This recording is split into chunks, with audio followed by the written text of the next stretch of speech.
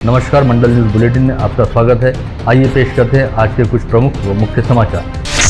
शहर के द्वारा बाजार परिसर के कड़बी बाजार में कलंदर बाबा की दरगाह के पास छापा मारकर नागपुर गेट पुलिस ने एक व्यक्ति को लगभग 62 ग्राम एमडी ड्रग की खेप के साथ गिरफ्तार करने में सफलता प्राप्त की। पकड़े गए आरोपी का नाम रमेश देवजी राम चौधरी बताया गया है, जो मूलतः राजस्थान का निवासी है और इन दोनों अमरावती के लक्ष्मीनगर परिसर में किराए का कमरा लेकर रह रहा है। इसके अलावा इस कार्रवाई के दौरान आरोपी का साथीदार रहने वाला तनवीर नामक व्यक्ति मौके से फरार होने में कामयाब रहा, जिसकी पुलिस द्वारा सरगर्मी से तलाश की जा रही है। नागपुर गेट थाना पुलिस को कड़बी बाजार परिसर में कलंदर बाबा की दरगाह के पास दो लोगों द्वारा एमडी ड्रग की खेप लेकर पहुंचने की गुप्त सूचना मिली थी, जिसके बाद पुलिस ने मौके पर अपना जाल बिछाया था और जैसे ही मुखबिरों की ओर से इशारा हुआ, वैसे ही रमेश चौधरी को 62 ग्राम एमडी ड्रग की खेप के साथ पकड़ लिया गया। पकड़े गए रमेश चौधरी ने बताया कि फिलहाल मौके से फरार हुआ तनवीर नामक व्यक्ति ही इस पूरे मामले में ड्रग सप्लायर के तौर पर काम करता है और तनवीर ने ही उसे बेचने के लिए एमडी ड्रग की खेप दी थी। बडनेरा रोड पर होटल वीरसा के पास स्थित पटनी स्कूटा नामक 4 व्हीलर के शोरूम में घुसकर दो लोगों ने चाकू का दाग दिखाते हुए शोरूम के सीईओ मोहम्मद शरीफ का अपहरण कर लिया। साथ ही शोरूम के ही ट्रायल वाहन को लूट कर दोनों आरोपी उसमें मोहम्मद शरीफ के साथ सवार होकर बडनेरा की ओर भागे। इस दौरान वारदात की खबर मिलते ही राजापेट पुलिस के दल ने तुरंत हरकत में आकर आरोपियों की खोजबीन करनी शुरू की और फिल्मी स्टाइल में पीछा कर दोनों आरोपियों को दबोचा गया, जिनके पास से चुराए गए वाहन और अपहरण किए गए मोहम्मद शरीफ को भी पुलिस ने अपने कब्जे में लिया। इस समय दोनों आरोपी कुछ हद तक शराब के नशे में थे, जिन्होंने पुलिस द्वारा की गई पूछताछ में बताया कि वे इससे पहले स्कूटा शोरूम में ही काम किया करते थे और शोरूम की ओर से जब उन्हें वेतन नहीं दिया गया तो बार बार चक्कर काटकर परेशान होने के चलते उसने शोरूम के सीईओ को ही उठाकर उसका अपहरण कर लिया और शोरूम के ट्रायल वाहन को भी लूट लिया। राज्य विधान परिषद की 5 रिक्त सीटों के लिए होने वाले चुनाव की नामांकन प्रक्रिया के तहत आज नामांकन वापसी का अंतिम दिन था। इस चुनाव के लिए 5 सीटों हेतु 5 ही नामांकन दायर हुए थे, जिसके चलते 5 प्रत्याशियों को निर्विरोध निर्वाचित घोषित किया गया, जिनमें अमरावती से वास्ता रखने वाले अजित पवार गुटवाली राकापा के संजय खोड़के का भी समावेश, जिन्हें निर्वाचन निर्णय अधिकारी द्वारा विधान परिषद की सदस्यता का प्रमाण पत्र जारी कर दिया गया है। ऐसे में अब संजय खोड़के आधिकारिक तौर पर विधायक निर्वाचित हो गए हैं। राज्य विधान परिषद के चुनाव में राकापा की ओर से प्रत्याशी बनाए जाने और इस चुनाव में निर्विरोध निर्वाचित होने वाले राकापा नेता संजय खोड़के का अभिनंदन करने हेतु उनके समर्थक अब मुंबई पहुंचने लगे हैं और मुंबई में खोड़के समर्थकों द्वारा नवनिर्वाचित विधायक संजय खोड़के सहित अमरावती के विधायक सुलभा खोड़के तथा पार्टी के युवा नेता यश खोड़के का अभिनंदन किया जा रहा है। राज्य के स्वास्थ्य मंत्री प्रकाश आंबेडकर अमरावती की अपनी पहली यात्रा हेतु रविवार 23 मार्च को पधार रहे हैं। ऐसे में उनके दौरे के दौरान सब कुछ ऑलवेल दिखाने के लिए स्वास्थ्य महकमे में बैठकों का दौर चल रहा है। पता चला है कि डॉक्टर आंबेडकर मेलघाट के दौरे से खास तौर से जाएंगे, जिसके चलते उनके दौरे में सब कुछ ऑलवेल दिखाने के लिए स्वास्थ्य महकमे में बैठकों के दौर चल रहे हैं। पता चला है कि मंत्री आंबेडकर मेलघाट के दौरे पर विशेष रूप से जाएंगे। ऐसे में जिला परिषद व स्वास्थ्य विभाग द्वारा व्यापक तैयारियां की जा रही है। केंद्रीय भूतल परिवहन मंत्री नितिन गडकरी परसों शनिवार 22 मार्च को अमरावती जिले के एक दिवसीय दौरे पर आ रहे हैं। इस दौरान उनकी विविध समारोहों में उपस्थिति रहेगी, जिसके तहत वे शिवाजी शिक्षा संस्था द्वारा आयोजित पुरस्कार वितरण समारोह में उपस्थित रहने के साथ ही संत अच्युत महाराज हार्ट हॉस्पिटल के नए कैथ लैब का उद्घाटन भी करेंगे और सर्किट हाउस में अमरावती संभाग के हाईवे के प्रकल्पों का अवलोकन करेंगे। राष्ट्रपति द्रौपदी मुर्मू ने बुधवार को राष्ट्रपति भवन में महाराष्ट्र और मध्य प्रदेश के सांसदों हेतु भोज का आयोजन किया था, जिसमें अमरावती जिले से वास्ता रखने वाले तीनों सांसद डॉक्टर अनिल बोंडे, अमर काले व बलवंत वानखड़े ने भी सहभाग लिया। Amravati hotel and restaurant association ने लाइसेंस फीस में 15% बढ़ोतरी और परमिट रूम पर 10% वैट किए जाने के विरोध में राज्यव्यापी हड़ताल में आज हिस्सा लेते हुए अपना व्यापार बंद रखा, जिसके चलते शहर में 90 और जिले में कुल 300 बियर बार बंद रहे। साथ ही राज्य सरकार के नाम जिलाधीश को निवेदन सौंपा गया।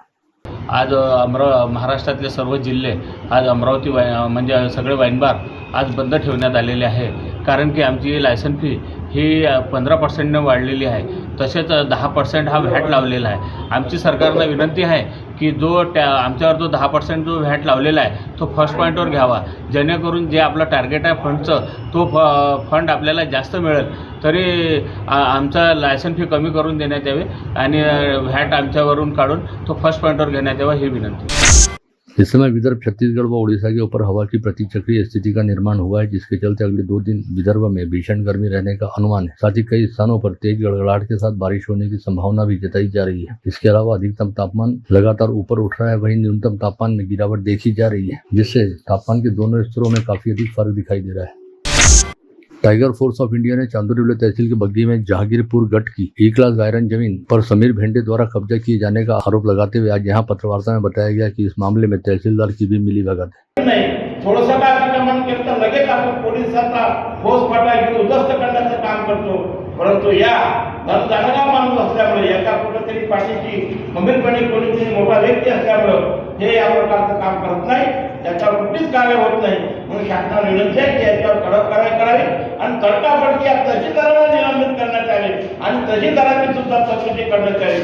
माझ्यासोबत आमचे सन्माननीय मित्र सर्वांना सांगू इच्छितो, या निवेदनाचा जर विचार झाला नाही आम्ही पुन्हा सांगतो की आंदोलनाशिवाय आता आपल्याकडे पर्याय नाही. आम्ही आंदोलन करू आणि याला न्याय मिळवून देऊ. शासनाची जमीन शासनाच्या लक्षात आणून देऊन सुद्धा जर कारवाई होत नाही म्हणजे कुठं खेळखंड काय, कुठं पाणी मुक्त, काही देवाणघेवाण झाली का, ही दाट शक्यता आहे.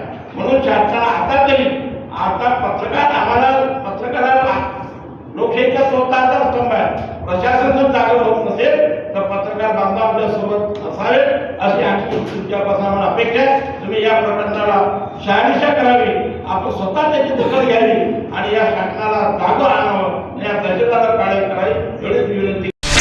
विदर्भ लहुजी सेना ने मुख्यमंत्री के नाम निवेदन सौंपते हुए अमरावती विमानतल को लोकशाहीर अन्नाभाऊ साठे का नाम देने का अनुरोध किया है. इस मांग को लेकर जिलाधीश को निवेदन सौंपा गया. साहित्य सम्राट लोकशाहीर अण्णाभाऊ साठे यांचं नाव नुकत्याच अमरावतीमध्ये होणाऱ्या बेलोरा विमानतळाला देण्यात यावं या मागणीकरिता माननीय जिल्हाधिकारी यांच्यामार्फत माननीय मुख्यमंत्र्यांना आम्ही निवेदन देत आहोत. विदर्भाची सांस्कृतिक राजधानी म्हणून ओळखल्या जाणाऱ्या या अमरावती शहराला महाराष्ट्राच्या संयुक्त महाराष्ट्राच्या चळवळीमध्ये आणि देशाच्या साहित्य चळवळीमध्ये बळकट करण्याचं काम ज्या अण्णाभाऊंनी दिलं त्यांचं नाव या विमानतळाला देण्यात यावं अशी आमची मागणी आहे. यवतमाल जिले के चिलगव्हान गांव में साहेबराव करपे व उनके परिवार द्वारा 39 वर्ष पहले सामूहिक आत्महत्या की गई थी, जिसके स्मृति दिवस के तौर पर कल 19 मार्च को विभिन्न सामाजिक संगठनों द्वारा पंचवटी चौक में एक दिवसीय नेत्रांग आंदोलन करते हुए करपे परिवार व बुल्ढाना जिले के युवा किसान कैलाश नागरे सहित कर्ज से परेशान होकर आत्महत्या करने वाले सभी किसानों को सामूहिक श्रद्धांजलि अर्पित की गई. आगामी रविवार 23 मार्च को जिले में 9 साक्षरता अभियान अंतर्गत निरक्षरों के लिए खास परीक्षा रखी गई. जिले में 15,914 निरक्षरों द्वारा इस परीक्षा में हिस्सा लिया जाएगा. भाजपा के ग्रामीण जिलाध्यक्ष और राज्यसभा सांसद अनिल बोंडे की संकल्पना के तहत पूरे साल भर चलाए जाने वाले सांसद रक्तदान अभियान के तहत माहौली जहांगीर स्थित प्राथमिक स्वास्थ्य केंद्र में भव्य रक्तदान शिविर का आयोजन किया गया, जिसमें अनेकों गणमान्यों ने स्वयं स्फूर्त रूप से उपस्थित रहकर रक्तदान किया. इस रक्तदान अभियान में अमरावती मंडल व दैनिक मातृभूमि मीडिया पार्टनर की भूमिका निभा रहे हैं. सुपर स्पेशलिटी अस्पताल में हाल ही में 50वीं किडनी प्रत्यारोपण शल्यक्रिया पूर्ण की गई, जब एक महिला ने अपने पति को अपनी किडनी देकर उन्हें नया जीवन दान दिया. सुपर स्पेशलिटी अस्पताल में किडनी प्रत्यारोपण के सभी ऑपरेशन निःशुल्क किए गए. प्रयागराज में आयोजित महाकुंभ मेले का समापन विगत 26 फरवरी को महाशिवरात्रि के अवसर पर हुआ, जिसके बाद सामाजिक दायित्व निभाते हुए अनुलोम संस्था द्वारा माता रुक्मिणी के मायके व भगवान श्री कृष्ण की ससुराल श्री क्षेत्र कौंडन्यपुर में 16 मार्च को महाकुंभ कलश को दर्शन के लिए लाया गया, जिसका भाजपा के प्रदेश उपाध्यक्ष रविराज देशमुख के हाथों पूजन किया गया. राज्य की फडणवीस सरकार ने प्रदेश की 561 गौशाला को पोषक आहार अनुदान के तहत 25 करोड़ 55 लाख रुपए का वितरण किया, जिसके चलते अमरावती गोरक्षण संस्था के अध्यक्ष आरबी अटल व सचिव दीपक मंत्री सहित पदाधिकारियों ने CM Fadnavis, deputy CM Shinde व अजित पवार के प्रति आभार ज्ञापित किया. रामदेव बाबा मंदिर के राजस्थान रामदेवरा स्थान स्थित समाधि मंदिर के दर्शन हेतु गुरुवार 20 मार्च को सुबह प्रभात टॉकीज के पीछे स्थित प्राचीन मंदिर से दर्जनों श्रद्धालुओं ने प्रस्थान किया. यह भाविक प्रभात टॉकीज के मंदिर के जीर्णोद्धार की गुहार लेकर प्राचीन मंदिर से रामदेवरा हेतु रवाना हुए. गर्मी के मौसम दौरान यात्रियों की बढ़ती संख्या और रेलवे में होने वाली भीड़भाड़ को देखते हुए मध्य रेलवे के नागपुर विभाग ने मुंबई, पुणे व नागपुर के बीच विशेष रेलगाड़ियां शुरू करने का निर्णय लिया है, जिसके तहत 6 अप्रैल से 29 जून तक सप्ताह में 2 दिन मंगलवार और शनिवार को मुंबई नागपुर विशेष एक्सप्रेस छूटेगी, जो दूसरे दिन दोपहर नागपुर पहुंचेगी. इसी तरह नागपुर छत्रपति शिवाजी महाराज टर्मिनस विशेष ट्रेन नागपुर से 6 अप्रैल से 29 जून के दौरान सप्ताह में 2 दिन मंगलवार और रविवार को रात 8 बजे छूटेगी और दूसरे दिन दोपहर 1:30 बजे मुंबई पहुंचेगी. इसी तरह पुणे नागपुर विशेष ट्रेन पुणे से 8 अप्रैल से 24 जून के दौरान सप्ताह में एक दिन मंगलवार की दोपहर 3:50 पर रवाना होगी और अगले दिन सुबह 6:30 बजे नागपुर पहुंचेगी. वहीं नागपुर पुणे विशेष एक्सप्रेस नागपुर से 9 अप्रैल से 29 जून तक सप्ताह में एक दिन बुधवार को सुबह 8 बजे छूटेगी और उसी दिन रात 11:30 बजे पुणे पहुंचेगी. अमरावती के मध्यवर्ती कारागार में मंगलवार की रात 9 बजे के आसपास पानी को लेकर हुए विवाद के चलते एक बैरक में बंद रहने वाले कुछ कैदियों के बीच जमकर मारपीट हुई, जिसमें 4 से 5 कैदी गंभीर रूप से घायल हुए, जिन्हें तुरंत ही इलाज के लिए जिला सामान्य अस्पताल में भर्ती कराया गया. मंगलवार की रात 9 बजे के आसपास घटित इस घटना के बारे में कारागार प्रशासन द्वारा बुधवार की शाम फ्रेजरपुरा थाने में शिकायत दर्ज कराई गई. अंबापेट की ऑटो गली स्थित एक्सप्रेस कुरियर सर्विस के ऑफिस में बुधवार तड़के 3:30 बजे अचानक आग लगी, जिसकी सूचना मिलती ही अग्निशमन विभाग की टीम अपने वाहन के साथ घटनास्थल पर पहुंची और कड़ी मशक्कत के बाद इस आग पर काबू पाया गया। इस आग में कोई जनहानि नहीं हुई। राजापेट पुलिस थाना क्षेत्र अंतर्गत पढ़ाई लिखाई हेतु अपने रिश्तेदार के घर पर रहने वाली 19 वर्षीय महाविद्यालयीन छात्रा के साथ जान पहचान बढ़ाकर एक युवक ने पहले तो उसके साथ यारी दोस्ती में फोटो वीडियो निकाले और फिर उन फोटो वीडियो को वायरल करने की धमकी देते हुए उक्त युवती को ब्लैकमेल करना शुरू किया और उससे लाखों रुपए की लूट की, जिसे लेकर मिली शिकायत के आधार पर राजापेट पुलिस ने नीलय पवार नामक युवक के खिलाफ आपराधिक मामला दर्ज किया। चिखलदरा पुलिस थाना क्षेत्र अंतर्गत 17 वर्षीय नाबालिग युवती को विवाह का झांसा देते हुए राम सावलकर नामक युवक ने उसके साथ शारीरिक संबंध बनाए, जिससे उक्त नाबालिग युवती गर्भवती हो गई, जिसे लेकर शिकायत मिलने पर चिखलदरा पुलिस ने राम सावलकर के खिलाफ अपराध दर्ज किया।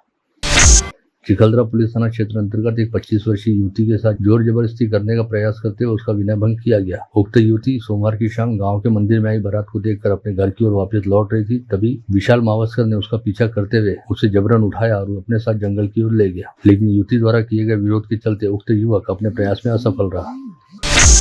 मेलघाट क्षेत्र में आयोजित मेघनाथ बाबा की यात्रा में गई 12 वर्षीय बच्ची को एक युवक ने बहला फुसलाकर भगा लिया, जिसे लेकर चिखलदरा पुलिस द्वारा मामले की जांच की जा रही है।